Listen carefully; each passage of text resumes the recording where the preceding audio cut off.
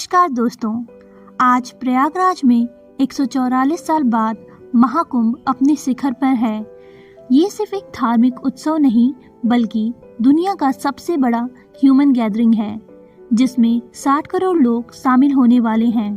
Hi tech security, AI cameras, underwater drones और aerial surveillance के साथ ये एक मॉडर्न इवेंट बन चुका है।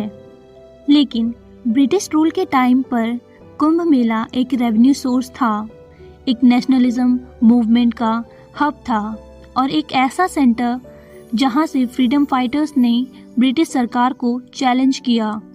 आज हम आपको ले चलेंगे 1800 दशक के महाकुंभ की कहानी सुनाने। ब्रिटिश लूट, नेशनलिज्म और रेवोल्यूशन की एक भूल चुकी दास्तान।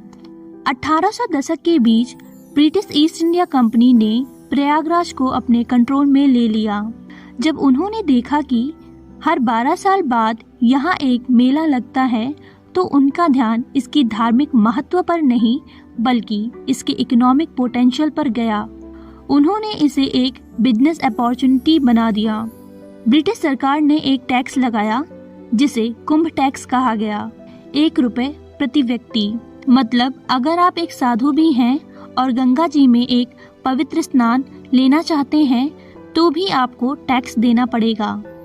अब 1 रुपए का टैक्स आज के टाइम पे छोटा लग सकता है, लेकिन सोचिए उस समय एक सिलाई का काम करने वाले टेलर की महीने की सैलरी सिर्फ 8 रुपए होती थी और एक वेटर या स्वीपर सिर्फ 4 रुपए महीने कमाता था।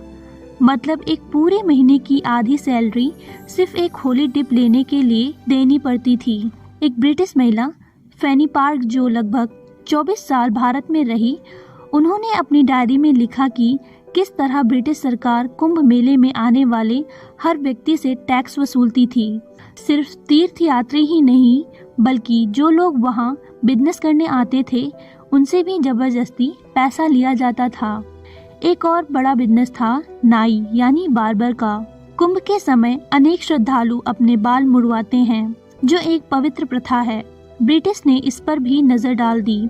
1870 के कुंभ मेले में ब्रिटिश सरकार ने 3000 बार्बर इंक्लोजर बनवाए और वहां से करीब 42,000 रुपए टैक्स के तौर पर इकट्ठा किए। इसमें सिर्फ नाइयों पर लगा टैक्स 10,000 रुपए था।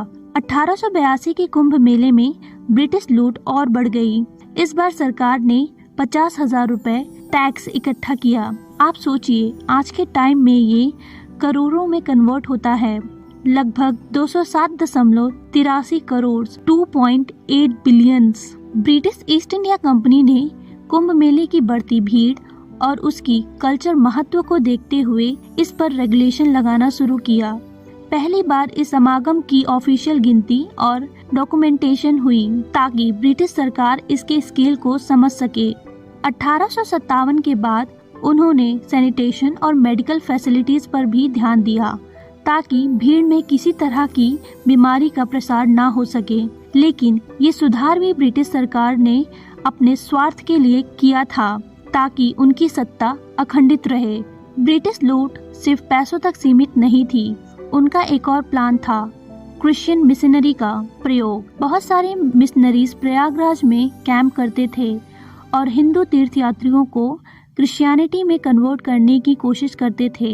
इस वजह से प्रयागराज के प्रयागवाल ब्राह्मण, जो तीर्थयात्रियों की मदद करते थे, वो ब्रिटिश सरकार से और भी नाराज हो गए। ये नाराजगी 1857 के फर्स्ट वॉर ऑफ इंडिपेंडेंस के टाइम पर फूट पड़ी। प्रयागवाल ने क्रांतिकारियों को छुपाकर उनकी मदद की, जैसे रानी लक्ष्मीबाई ने यहीं से अपनी युद्ध की प्लानिंग की थी। ब्रिटिश प्रशासन ने कुंभ मेले के दौरान कुछ नियमों को लागू करने का प्रयास किया, जैसे कि नागा साधु पर रोक लगाना, लेकिन लेफ्टिनेंट गवर्नर ऑकलैंड कोलविन ने इस तरह के हस्तक्षेप को अस्वीकार किया, ये कहते हुए कि एक हिंदू सेरेमनी में दखल देने की आवश्यकता नहीं है। 1918 में महात्मा गांधी ने भी कुंभ मेले में भाग लिया और गंगा स्नान किया। ब्रिटिश इंटेलिजेंस ने उनका पीछा किया क्योंकि उन्हें डर था कि गांधी जी यहाँ नेशनलिस्ट एजेंडा बढ़ाने आए हैं। 1942 का कुंभ क्विट इंडिया मूवमेंट के टाइम पर आया। तब ब्रिटिश ने तीर्थ यात्रा रिस्ट्रिक्ट कर दिया। बहाना दिया गया जापानीज अटैक का डर, लेकिन हिस्टोरियन मानते हैं कि असली वजह थी ब्रिटिश सरकार इस गैदरिंग से डरती थी। 1942 में जापान के वर्ल्ड वॉर सेकेंड में प्रवेश करने के कारण ब्रिटिश सरकार ने कुंभ मेले में भाग लेने वाले लोगों की संख्या को कम रखने के लिए इलाहाबाद यात्रा के टिकट्स की बिक्री पर रोक लगा दी। ऐसी अफवाहें थी कि जापान इलाहाबाद पर बॉम्ब गिरा सकता है। ब्रिटिश रूल के दौरान कुंभ मेला एक ऐसा मंच बन गया जहां से नेशनलिज्म और स्वतंत्रता की भावना को बढ़ावा मिला। ये मेला न सिर्फ धार्मिक आस्था का केंद्र था, बल्कि राष्ट्रीय चेतना और स्वतंत्रता संग्राम का एक प्रभावशाली मंच भी बना।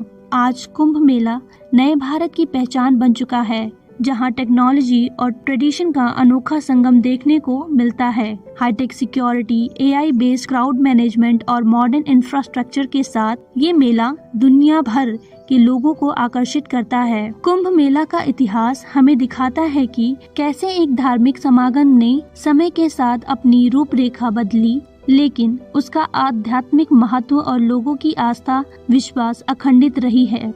ये थी कुंभ की कहानी इतिहास की जुबानी। अगर आपको वीडियो पसंद आई तो लाइक, शेयर और चैनल को सब्सक्राइब करें और नीचे कमेंट बॉक्स में अपने थॉट्स लिखना ना भूलें। आपका धन्यवाद।